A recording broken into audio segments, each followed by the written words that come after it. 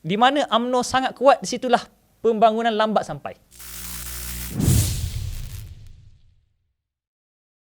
Kita bergantung kepada YB. Kita melihat YB itu seolah-olah sangat besar. Figura besar. Kita kalau jumpa cium tangan. Tapi 5 tahun sekali dibagi 300. Itu je nilai kita sebagai rakyat. Dia nak undi kita je.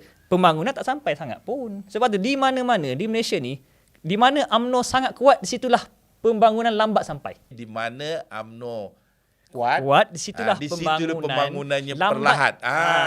Jadi kalau nak cepat, persaingan. Dia perlu persaingan. Ekonomi pun kalau nak cantik diperlukan persaingan.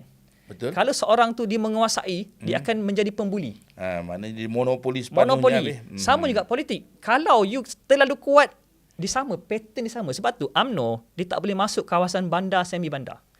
Dia hanya boleh bergantung di kawasan yang rural area sebab dia boleh pegang masyarakat. Saya tahu PRN kali ni memang sengit. Kita boleh tahu siapa menang, kita boleh agak, tetapi saya mengharapkan mesej ni sampai kena jentik sikit orang UMNO ni. Jentik sikit mereka supaya kami tak bodoh lah. Dengar suara perubahan daripada kami.